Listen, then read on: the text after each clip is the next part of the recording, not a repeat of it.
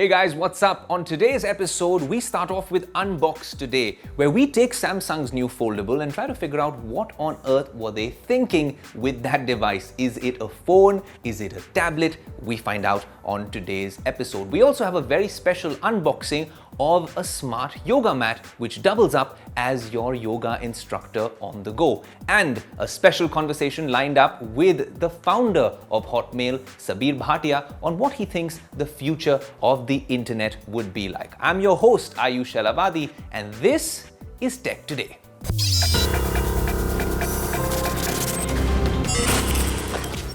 This is the Samsung Galaxy Z43, and I've been carrying it around in my pocket for the last 90 days, along with my iPhone, of course, which has been my daily driver for years. But if I had to pick between the two, this is the phone I wouldn't leave home without. Sounds like a statement, right? Well, to find out why that's the case, you'll have to stay tuned to this special episode of Tech Today. This is not a traditional smartphone review. At Tech Today, we believe that we need to showcase a genuine, authentic user experience for you so you can make an informed purchase decision. Now, over the years, I've used flagship iPhones, top-end OnePlus phones, and even the Google Pixel for that matter. I've never really been a fan of the Samsung operating system or the way that they look at Android. But after using this foldable from Samsung extensively for 90 days, I might just fold. Over the past few years, I know phones have been getting bigger and camera systems have been getting slightly better, but there hasn't been any massive innovation in the smartphone space. That's when this guy came along. At the end of the day, an iPhone 12 Pro Max or a 13 Pro Max might be an interesting phone to look at, but when you hold it in one hand, it's too wide, it's too long, and quite daunting as a user experience to even reach the top end of the phone. But that's why the Samsung Galaxy Z43 has got me curious, because when I open it up, it's a full-sized 7.5-inch tablet with a vibrant display at 120 Hz of a refresh rate, and then when I close it, it's a phone which fits in my hand and fits in my pocket. Well, the earlier generations of this phone certainly had their fair share of teething issues. But in the third generation, Samsung seems to have done away with quite of them. Durability and price seem to be the top things that they've fixed. For instance, in terms of durability, it comes with Corning Gorilla Glass Victus and an Armor aluminium body. And of course, there's always been this concern about if you keep opening this phone and closing it, how many folds and unfolding actions will it last? The company claims, in terms of its reliability standard, this can last 2 lakh times of closing and opening. That's not bad for a phone which is state-of-the-art in terms of innovation. That said, if you're worried about this falling and breaking, given the fact that it's 1, 2, and then 3 screens, well, that could be a concern, but I am quite a clumsy guy and I've dropped it very often while working out. It's still not cracked on me, so fingers crossed on that one. Now, when it comes to price, that seems to be a big pain point because this is not a phone which is accessible or affordable to a large section of the population. That said, if you do get a good deal on Flipkart or Amazon, you can get this phone for a lot cheaper, maybe a little cheaper than an iPhone 13 Pro Max or a 13 Pro. But as more players actually innovate in this space and we see more manufacturers coming up with foldables, maybe a Google Pixel foldable or even Apple or even Oppo, that's when we'll see more innovation in the space and perhaps more competitive pricing. But the question is, should we be pitting it against the iPhone 13 Pro Max or the iPad mini for that matter? Because this serves as two devices, but it's not an apples to apples comparison. See what I did there? Well, what I'm trying to say is this is a phone when it has to be and a tablet when it has to be. But strangely enough, every time I took this out over the past 90 days, my experience was that people asked me about this novel form factor. They said, how does it feel? What is it like? And in terms of media consumption, I haven't been carrying my iPad anymore with me when I'm out on shoots or traveling for work. I prefer using this. This is a fantastic display and it serves up as two devices. That's what makes this very special for me.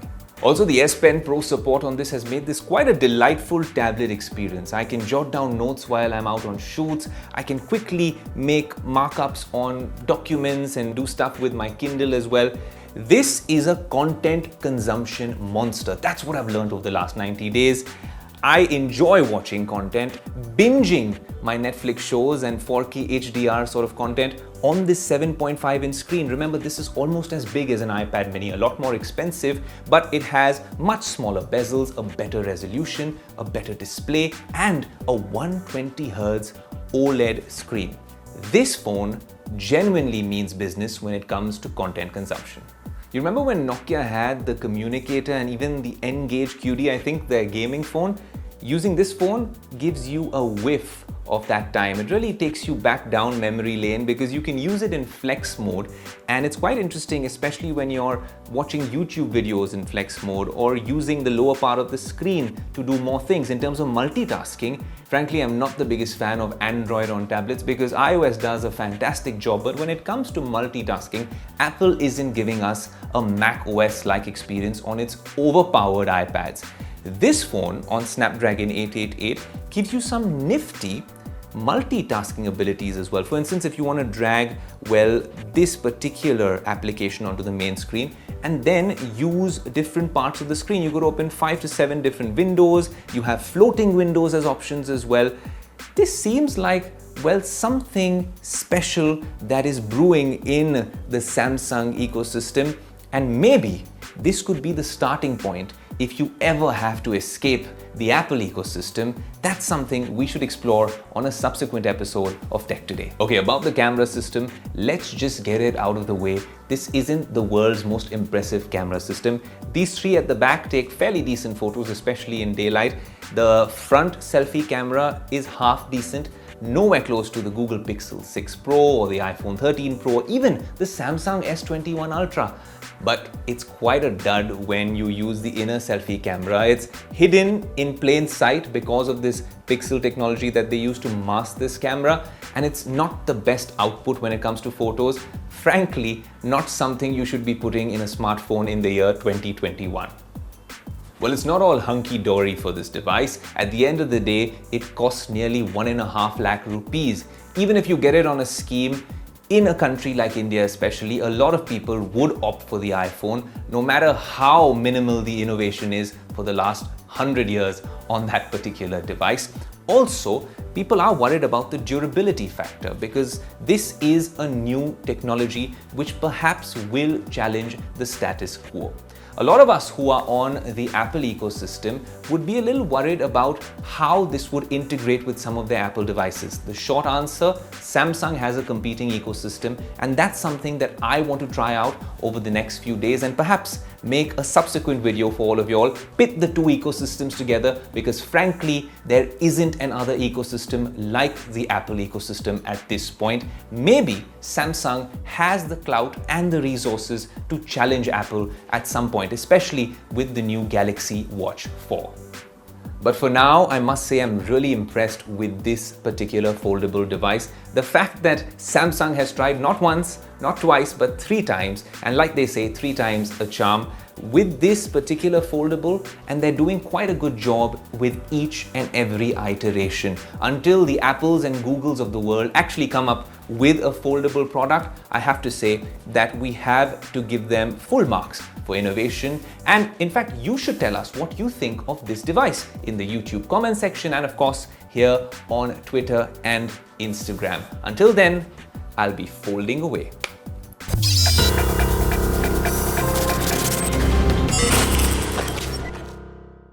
Tomorrow's technology explained today. That's what we strive to do on Tech Today. We want to bring you innovation from the future and let you know what you are actually... Okay, why is she calling now? Hey, what's up, Jinuk? I'm actually recording a show. Can I call you back? No, listen, I have something really exciting to tell you. Like, there's this really cool yoga mat that I've found. Okay, now's not the time and I'm not really into yoga. Call you soon. Bye. Actually, that's Aayush's loss. He's missing out on this incredible piece of tech I have with me today. What I have here with me is a smart yoga mat. Actually what? I'll do you one better. This is like a personal instructor who's not going to ask you to take protein shakes. Sounds a little crazy, right? But, well, here we are. Say hello to Yogify. So this is Yogify, the smart yoga mat that I'm going to tell you about today. Even if you don't know how to yoga, that's okay. this mat should be able to guide you through the process. We're going to set this mat up first and then take it for a spin. Okay, so we're good to go. Now let me tell you, I cannot yoga at all and I'm counting on this mat to tell me how to do it. The Yogify yoga mat comes with posture correctors, step-by-step guidance and can track your movements and can tell you when you're going wrong. Now, you can use this mat with your smartphone or your tablet and you need the Yogify app and Wi-Fi to get going. Alright, so let's get these sensors going and let them tell me how I'm doing everything wrong.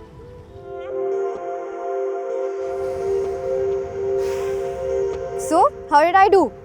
Well, according to this new personal trainer of mine, this Yogify app, I did pretty okay for a beginner. Okay, a few points worth mentioning here. While I do think that the concept of a smart yoga mat is very cool and the idea of having a personal trainer on the go is interesting, there are a few bumps on the road. For instance, this mat works best when connected to Wi-Fi and a stable Wi-Fi connection. Using it outside with a hotspot can be quite challenging. Also, I felt that the posture tracking on this mat was a work in progress and it was not accurate in certain situations. And the app does give you a summary of how many calories you've burnt over a session. However, my Apple Watch gave me slightly different readings. Overall though, this was a fun experience and I'm definitely going to be using the mat further. But I think there is still a bit of work that's left to be done, at least on the tech.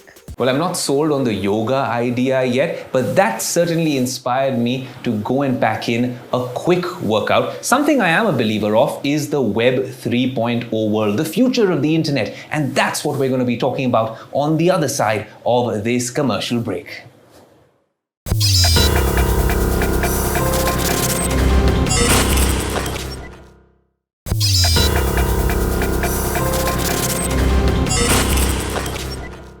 Welcome back to Tech Today, and on this part of the show we have a chat with an OG tech visionary, someone who created the most influential app back in the days of Web 1.0, but now they're saying the future of the internet is Web 3.0. It's all about crypto, the metaverse, NFTs, AR and VR. How will we be connected? The person to answer that question is the founder of Hotmail, Sabir Bhatia, and we tech it out. Well, Sabir joins us all the way from the US and he's going to be telling us what it's like to be in a connected world in Web 3.0. Sabir, great to have you with us on Tech Today. Now, back in the day, you came up with Hotmail in a Web 1.0 world. Then we saw how Facebook and Google dominated a Web 2.0 world where we became the product, right? With all this talk about crypto, the metaverse and NFTs, are you a believer in what everyone seems to be calling Web 3.0? Web 3.0, of course, is a more egalitarian version of Web 2.0, where hopefully everyone, will be paid or will be able to monetize the content that they create, as opposed to Web 2.0, where all of us created content for the good of the world and ourselves. But, obviously the only companies that profited from it were the platforms like Facebook and Instagram and, Twitter and the likes. It's to be seen how Web 3.0 evolves. I think the underlying intention behind Web 3.0 is a good one. But how it manifests itself in how we interact with the internet and the web is yet to be seen. In hindsight, do you regret selling Hotmail to Microsoft in 1997, especially given the way Microsoft developed the product? No, I don't, because at that time selling was the right thing to do. Only because it made sense at the time. And you cannot predict the future. It can go up, it can come down. Here was a good way for us to assure an exit to everybody who was working, at Hotmail. Now, since then, obviously, there have been a few missteps, and I wish that Microsoft had kept ahead of everyone else and not allowed Google or Gmail to come in and snatch such a large market share away. only because they provided, inadequate storage. And since then they've obviously caught up. But you cannot make missteps in this whole technology play. And I think the overriding intent has to be to do something good, for people. And if you do good, making money or monetizing it is kind of a natural outcome of doing good. Sabir, when you look at the startup scene in India, the innovation, valuations, and the amount of foreign investment pouring in, do you think the coming years are going to be India's moment to shine? I think it is the golden age, not just for India, but for the entire world. Mm-hmm. India happens to be, a country with the largest English-speaking population in the entire world. And that is why there is so much attention that is placed on India. The largest user base of LinkedIn is from India. The largest user base of Facebook is from India. The largest user base of Google is also from India. So it's only natural that India take its fair share in the internet world, because it has such a large user population. India has great opportunity, no question. Like I mentioned, there is so much work to be done there to develop the country. The digital economy, the physical economy, the infrastructure of the country, processes, uplifting so many people out of poverty and bringing them into mainstream. So all of these are great efforts. Like I said, if people wish to come back and use their the skills that they have learned in Ivy League schools or in the West to make India a better place, by all means, they should be, that's great, fantastic. What I see as a great opportunity in India is, one, it's a young country. There are so many young people.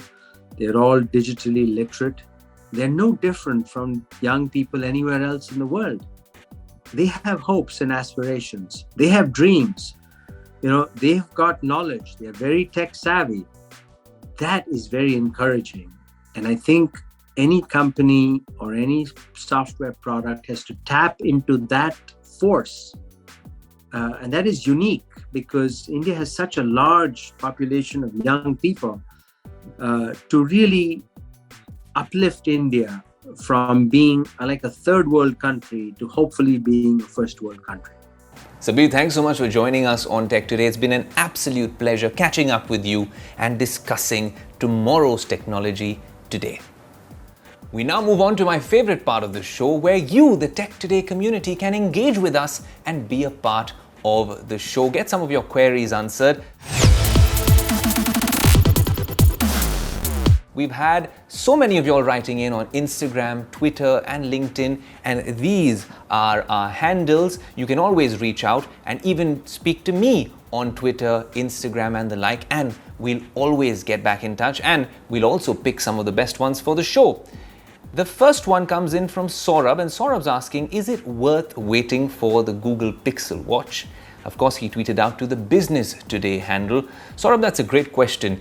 The first thing you need to get answered is there going to be a Google Pixel Watch? Because right now there are leaked renders, and these seem to be just for marketing, internal marketing purposes, maybe at Google, but there are reliable sources who are leaking this. What's interesting is, if there is something like the elusive Google Pixel Watch, then it might be something worth waiting for. At the end of the day, this is Google, a company that acquired Fitbit. This is Google, a company that partnered with Samsung, and they have all that data and all that software and hardware wherewithal. So it might be a very, very interesting proposition.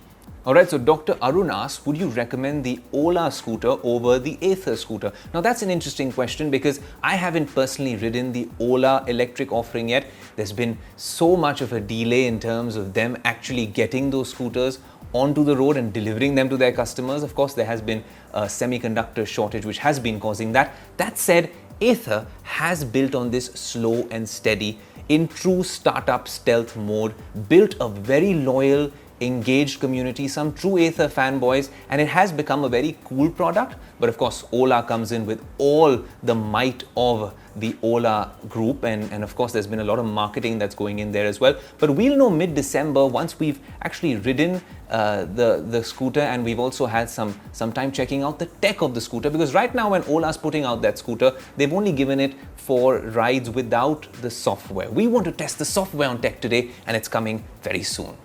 Here's another interesting question. If cryptocurrency is banned by government, what will happen to blockchain? Avinash Sharma asked this question. Avinash, thanks so much for writing to us on Tech Today. Now, this is an interesting question, but obviously it's a hypothetical answer because we don't know what the government's stance really is on cryptocurrency. This is something that will most likely be discussed in the winter session of Parliament, but purely from a technological perspective, the underlying technology for the crypto universe is a decentralized one, and we call that decentralized distributed ledger a blockchain.